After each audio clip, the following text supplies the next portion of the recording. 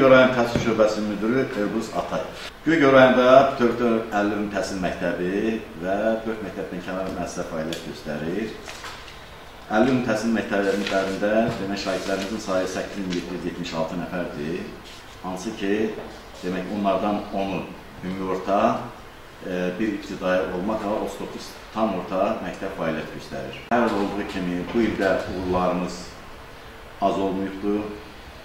Demək, bütün sahələrdə tədrisindən tutmuş, idman sayəsindən tutmuş, hərbi vətənpərvərlik mövzusunda keçilən tədbirlərdən tutmuş. Ümumiyyətcə, rayonda keçilən bütün tədbirlərdə təhsil şöbəsinin əməkdaşları və bütün məktəbin kollektivləri, müəllimləri, şagirdləri yaxından iştirak edirlər. Demək, əsas mən sizə nəzərinizə çatdırım ki, 2012-2013-cü tədris ilinin yekunlarına görə ali məktəbə qəbul olunan şagirdlərimizin sayı 165-dən yuxarı olur. Onlardan 8 nəfəri 600-dən yuxarı, 23 nəfəri 500-dən yuxarı bal toplamış, Respublikanın ayrı-ayrı ali təhsil məsələlərinə qəbul olmuşlar. Həmin 600-dən yuxarı bal toplayan şagirdlərin valideynlərinlə, özlərinlə hörmətli icra başçımız şəxsən özü onları dəvət edib, onlarla görüş keçirib, onların bu yüksək nailiyyətlərini, yüksək nəticələri göstərdiyinə görə hədiyyələr təqdim edib və s. Eyni zamanda məktəblərdə bilik yarışları, məktəblərdə dediyim kimi hərbi vətənpərvərlik uğrunda keçirilən cəsurlar, şahin hərbi idman oyunları keçirilibdir ki, həmin cəsurlar hərbi idman oyununun Üçtəpə Kənd Tam Orta Məktəbinin şagirdləri rayon mərhələsinin qalibi olmuş, zona mərhələsində birinci yerə çıxmışlar. Ağcabədi rayonunda keçirilən zona yarışlarında və Respublika mərhələsində iştirak etmişlər. Bilirsiniz, bunu da böyük oldu. Şahin hərbi idman oyunda məktəblərimiz yaxşı nəticə göstəriblər. Fən olimpiadaları uğurla keçirilib. Demək, deyim ki, rayon birinci tur, ikinci turun və ikinci turun nəticələrinə görə 14 nəfər şagirdimizin demək ki, 14 nəfər şagirdimiz Respublika turunda iştirak etdilər. Onlardan bir nəfər Göyçəkən Kənd Tam Orta Məktəbinin şagirdi. Demək, 4-cü yerə Azərbaycan tarixi fənninə layiq görmüşdür. Biz onu da dəvət elədik təhsil şöbəsinə, onun valideynini dəvət elədik, müəllimlərini dəvət elədik və ona da öz minnətlarını bildirdik, gələcəkdə ona uğurlar arzuladıq, uğurlar dilədik. Bu yaxınlarda demək, nə, harada, necə? Demək, bilik yarışı keçildi. Həmin yarış Şəmkir rayonunda zona yarışı keçildi və rayonumuzun komandası ikinci yerə çıxdı.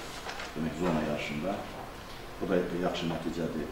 Digər sahələrdə bilirsiniz ki, Ulu Öndərin demək, irsini öyrənməsi üçün onun Heydər Əliyev mərkəzində 11-ci sinif şagirdlərinin hamısı həmin dərslərin iştirak etmək üçün cəlb olunublar. Yəni, bu mütəmadi olaraq istər rayon rəhbərliyi tərəfindən, istər təhsil şöbəsi tərəfindən daim nəzarətdədir. Yəni, biz qrafik tərtib eləmişik, həmin grafikə əsasən rayonumuzun bütün məktəbləri qrafik əsasında orada gedib dərsləri dinləyirlər. Bu da əlbəttə ki, şagirdlərimizin Ulu Öndərin irsini öyrənməsinə böyük köməklik göstərir. Hal-hazırda bilirsiniz ki, əlbəttə təhsilə olan qayğı ilbəil artır. Bu, yəqin, əlbəttə biz buna görə ilk öncə Prezidentimiz Cənab İlham Əliyevə borçluyuq. Çünki bilirsiniz, bugün bütün əsas diqqət yönəlibdir yeni məktəblərin tikintisinə, onların maddi-texniki bazasının möhkəmlənməsinə. Ölkə prezidenti bilirsiniz ki, təhsili ölkənin ən prioritet sayılarından biri kimi qəbul edib və bu istiqamətdə də əlbəttə ki, digər Respublikanın digər rayonlarında olduğu kimi bizim rayonda da böyük işlər görülür. Hal-hazırda 3 məktəbi, bir məktəb artıq tikilib başa çatıbdır və 2 məktəbin tikisi də davam edir. Əlbəttə, bu işlər gələcəkdə də davam etdiriləcəkdir. Problemlər, birinci problem məktəb valideyn əlaqəsinin zəif olmasını mən görürəm. Əgər məktəb valideyn əlaqəsi güclü olarsa, əlbəttə təhsildə olan problemləri mənə elə gəlir ki, aradan götürmək çox asan olar. Kadr çatışmamazlığı necə? Kadr çatışmamazlığı bizim belə bütövlükdə götürəndə elə bir kadrla bağlı elə bir ehtiyacımız yoxdur. İstisna olaraq bir neçə kənd məktəbində, məsələn, olanda olur. Onu da biz çalışırıq, harada müəllim sıxlığı var, gənc müəllimlərə təklif edirik ki, getib orada, məsələn, həm dərslərin tədrisini məşğul olsunlar. Bizdə fərdi təhsilə 8 nəfər cəlb olunubdur. Əlbəttə ki, biz özümüz də bütün valideynlərə müəyyən bu cəhətdən qüsuru olan uşaqları, məsələn, fərdi cəlb edilməsi üçün onlara lazımı kömək göstərmək üçün biz onlara öz tövsiyəmizi veririk. Bizdə əsasən fiziki cəhətdən qüsuru olan uşaqlar biz fərdi təhsilə cəlb edirik. Əqli cəhətdən qüsuru olan uşaqlar, bilirsiniz ki, Gəncə şəhərində xüsusi məktəb var, həmin uşaqlar həmin məktəblərə cəlb. Çünki əqli cəhətdən biz onları fərdi təhsilə cəlb edə bilmərik. Qarşıda duran vəzifələr? Qarşıda duran ən böyük vəzifə tədris ilini uğurla başa vuraq, yeni nailiyyətlər əldə edək. Ulu Öndərin 91 illiyi ilə əlaqədar olaraq rayon gənclər təşkilatı ilə birlikdə bir sıra silsilə tədbirlər keçirmişik. Bilik yarışı, idman yarışları, şahmat yarışı müəllimlər arasında və sair. Bütün bunlar hamısı Yeni Azərbaycan Partiyasının xətti ilə biz bu yaxınlarda inşa yazı müsabiqəsi keçirmişik. Eyni zamanda biz özümüz məktəblərdə həmin Heydər Əliyev məktəblərinin gözü ilə inşa yazı müsabiqəsi keçirmişik və o yazının qalibi bir nəfər şagirdimiz Respublika mərhələsində də rayonumuzu təmsil etmişdir.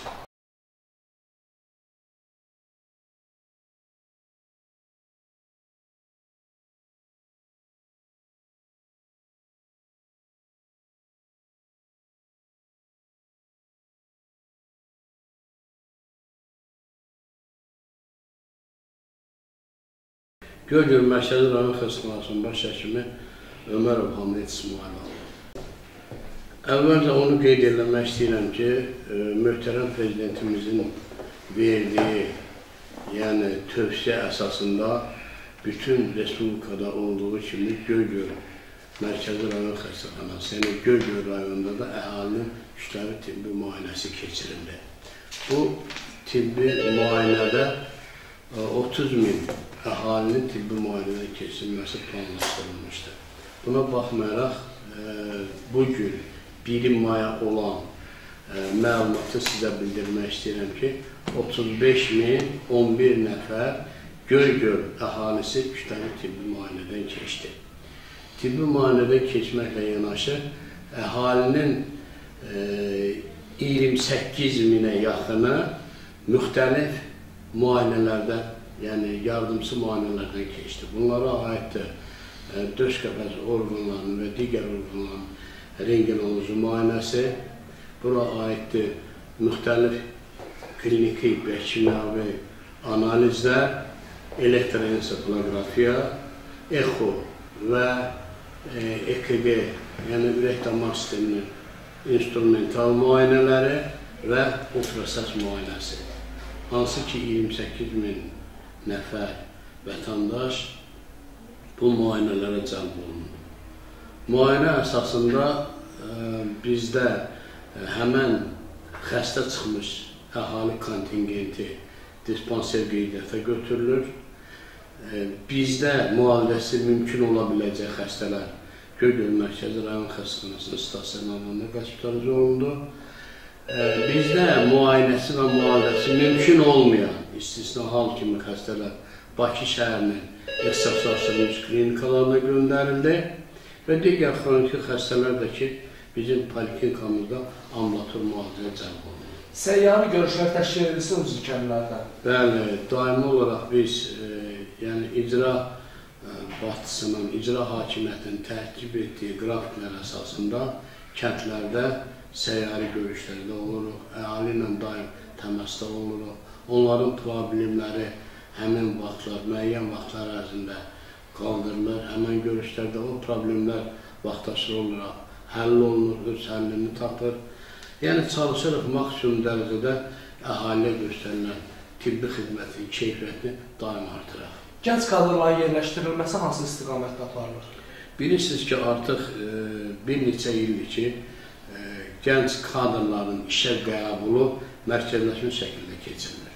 Və hər bir gənc mütəxəssis özünün yaşayış ərazisinə uyğun olaraq, sevdiyi şəhər, rayon olaraq həmən bölgədə, həmən şəhərdə boş səhiyyə yerlərini özünə qeyd edir. Və onun əsasında boş vakant yerlərə ərizə formalarına, xüsusi ərizə formalarına doldurulur və həmən saytə yerləşdirilir. Həmin mütəxəssislər vaxtaşırı olaraq Səhiyyə Nazirinin sertifikasiya komissiyasında təşkil olunmuş imtahanlara dəvət olunur və həmin imtahanlarda test üzrə imtahandan keçib münasib bal toplanmış. Həmin vətəndaşlar, həmin həkimlər Səhiyyə Nazirindən xüsusi направление alır və həmin направление əsasında yerlərdə işlə təmin olunur. Və onların da, yəni Səhiyyə Nazirliyində həmən imtahandan keçib, məqbul bal toplayandan sonra göndərilib, biz də onları işlə təmin edirik. Bu il ərzində, yəni 2014-cü ildə bizdə ana ölümü halı yoxdur. Uşaq ölümü, bilirsiniz də, bu haradasa bizdəki uşaq ölümünün promilli respublika göstəricisindən aşağıdır. Bəli, uşaq ölümü mütləqdir, uşaq ölümü olmayan bir bölgə, respublika, devlət yoxdur. Yəni, bu müxtəlif səbəblərdən yaranan hallardır. Ancaq çalışırıq ki, maksimum dərəcədə uşaq ölümünü azaldaq, bir də ki, ana ölümü olmasın. Ən birinci problemimiz ondan ibarət ki, bizdə 10 kənd həkim məntəqəsi var. Cəmi 10 kənd həkim məntəqəsindən 4-ündə ailə həkimi fəaliyyət göstərir. 6-sında həkim çatılmalıdır. Yəni, ailə həkimi olmadığına görə həmən həkim məntəqələrində o iştahlar vakansiyadır. Yəni, həkim çatılmalıdır mövcud. Eləcə də bizim poliklinikada sahə terapevti yeni vakansiyası var. Pediatrik sahədə sahə pediatrı vakansiyası var. Reanimasiya şöbəsində həkim, anesteziolog, reanimatolog yeri vakansiyadır. Yəni, belə kadr çatılmazlığı mövcuddur. Həkim məntəqələrində söz düşmüşəm. Bu günləri təmirə ehtiyacı olan səhiyyə ocaqlarımız var mı? Bəli, bizim ilk tibb məntəqələrindən əksəriyyəti uyğunlaşdırılmış otaqlarda yerləşdirilir. Hansı ki, bu günlər bizim balansda deyil, hər hansı bir kitabxananın bir otağıdır, icra nümayəndəsinin bir otağıdır. Yəni, hal-hazırda onların tikilməsi üçün, yenidən tikilməsi üçün biz aidiyyatı orqanlar qarşısında məsələ qaldırmışıq və biz əminik ki, növbəti dövlət proqramında onların tikilisi plana salınır. Ümumiyyətcə, peyvəndlər ya evdə, ya məktəbdə bulunması bu qanuna zidd haldır. Peyvəndlər aparılır uşaq məsləhətxanalarında və yaxud da poliklinikanın pediatrik şöbəsində vaksinasiya otağında. Biz maksimum dərəcədə çalışırıq ki, kəndlərdə olan peyvəndlər tibb məntəqələrində və ya həkim məntəqələrində və yaxud da kənd sahə xəstəxanalarında, mərkəzdə isə bizim Mərkəzi Rayon Xəstəxanasının poliklinika şöbəsində vaksinasiya otağıdır. Həmin otaqlarda qrafik üzrə, təqvim üzrə, sahələr üzrə həmən uşaqlar cəlb olunur peyvəndə və peyvənd aparılır. Qarşıda hansı işləri görmək planlaşdırırsınız? Bizim əsas bu günlər əsas problemlər, yəni kadr məsələsində olan çatılmazlığı aradan qaldırmaq və qeyd etdiyim kimi o çatışmayan kadrları rayona cəlb eləmək, kadr çatılmazlığını aradan götürmək. Bir də ki, kəndlərdə ən birinci problem kəndlərdə olan tibb məntəqələrinin maddi texniki bazasını gücləndirməsi.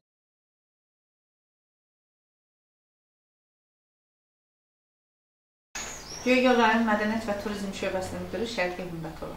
Mədəniyyət və Turizm şöbəsinin nəzdində 41 kitabxana, 30 klub müəssisələri, klub müəssisələri deyildə klublar və mədəniyyət yerləri, 2 muzey, 2 musiqi məktəbi, sonra 1 park, 31 yerli və ölkə əhəmiyyətli tarixi abidələrimiz fəaliyyət göstərir. Abidələrimiz həm şəhərin özündə yerləşir, Almanlar tərəfindən tikilmiş abidələrimiz var, bir də Alban abidələrimiz var, Alman məbədləri, körpülər və bizdə var 12-ci əsrə aid abidələr, 14-16-cı əsr, 19-cu əsrə aid abidələrimiz var. Sonra nekropollar var, kurqanlar var. Bunlar ölkə əhəmiyyətlidir. 31 abidəmiz var.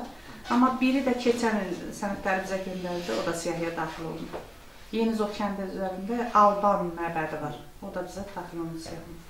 Turizm istirahət mərkəzlərini maarifləndirmə işləri aparıq ki, turistlər gələndə onlara necə xidmət göstərmək lazımdır, necə qarşılamaq lazımdır. Məlum olduğu kimi bizdə analogu olmayan çox gözəl bir Heydər Əliyev mərkəzi tikilib istifadəyə verilmişdir. Orada bizim bir çox dərnəklərimiz fəaliyyət göstərir, tədqiqat qrupu fəaliyyət göstərir, 20 nəfərdən ibarət.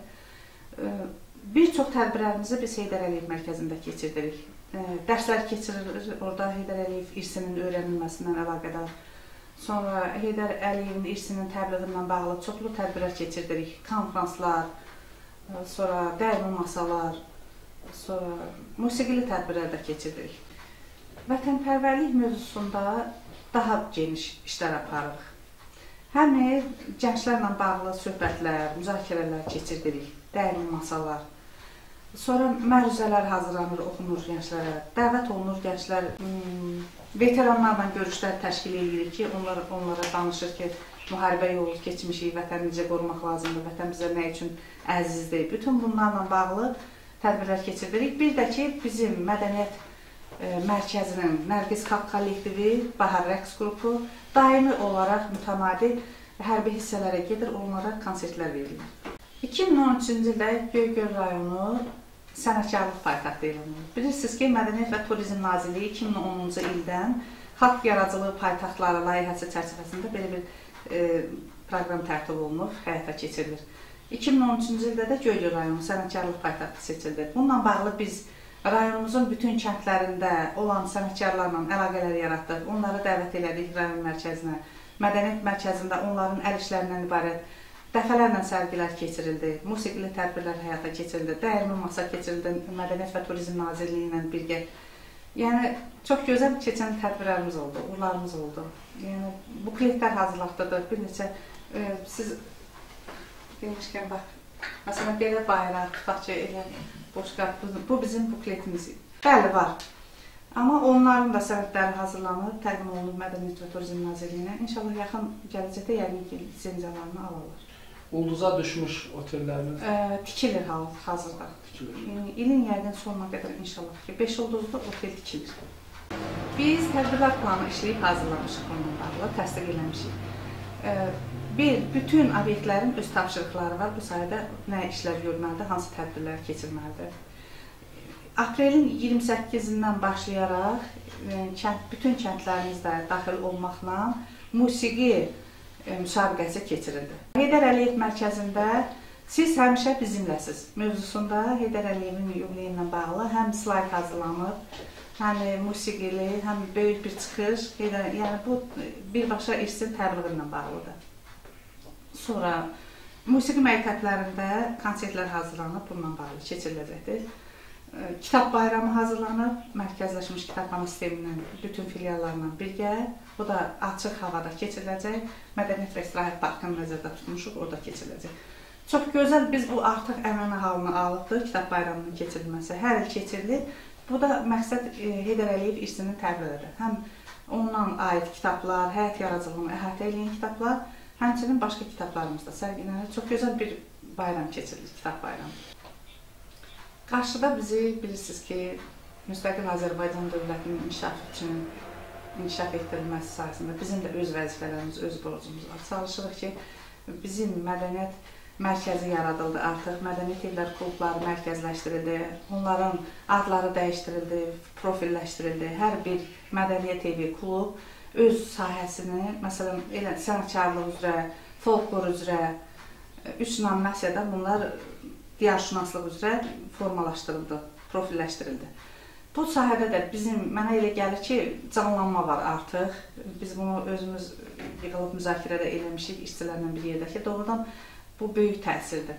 Onlar görürsən ki, öz sahələrində daha fəal olublar. Bir müsabiqə keçirdik, gördük ki, bütün kəndlər çox maraqla seçdilər, istedadları gətirdilər bütün sahələr üzrə.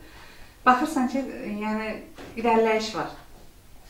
Mənə elə gəlir ki, daha da gələcəkdə daha da artacaq. Kadrlarla bağlı problemimiz var mı?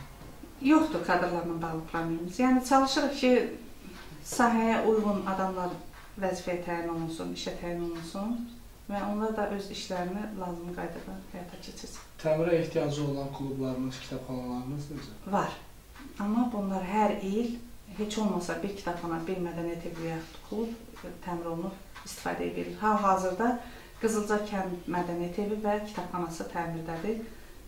Ayın ortasına, axırına kimi yekunlaşacaq.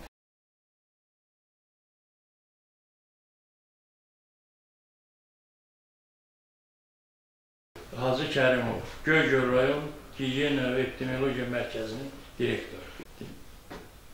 Azərbaycan Respublikasının sanitar epidemioloji salamatının qanuna müvafiq olaraq rayon əhalisinin sağlamlığının qorunması, yoluxucu xəstəliklərin və qida zəhərləmələrinin profilaktikasının istiqamətində məqsədyönlü tədbirlər həyata keçirilir.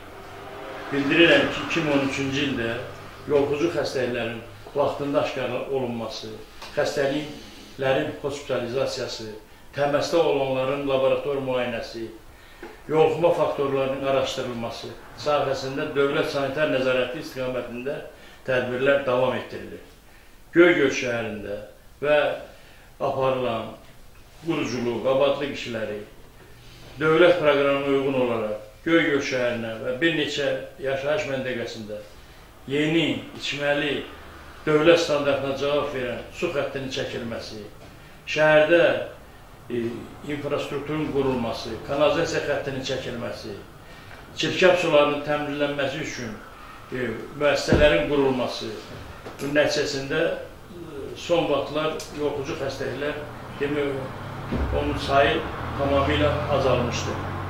Bundan əlavə, işçilər tərəfindən dövlət sanitar nəzarət həyata keçirilərkən uşaq və yeniyetmə müəssisələrində, məktəblərdə, sahibkarlıq subyektlərində, qida müəssisələrində aparılan sanitar müayinələr və onlara verilən tapşırıqlar nəticəsində son vaxtlar əhali arasında yoluxucu xəstəliklər və qida zəhərlənməsi baş verməmişdir. 6 yaşa qədər uşaqlar arasında aparılan profilaktik tədbirlər Azərbaycan Respublikası Səhiyyə Nazirinin proqramına əsasən aparılır. Belə ki, bizim tərəfindən, Respublika Gigiyena Epidemiologiya Mərkəzi tərəfindən əhalinin uşağın sayına uyğun olaraq peyvənd materialları bölünür, o soyuq zəncir sisteminə əməl olunur və bütün ayrı-ayrı məntəqələrə paylanılır və uşaqlar vaxtlı-vaxtında müayinədən keçirilir. Bundan əlavə, bizim əhalinin sağlamlığının qorunması üçün içməli su mənbələrindən su nümunələri götürülür və suyun keyfiyyəti yoxlanılır. Və əgər hər bir, əlavə bir suyun keyfiyyətində dəyişiklik olarsa, müəssisə rəhbərinə təqdimatlar göndərilir. Gələcəkdə də biz işimizi bu sahədə davam etdirəcəyik.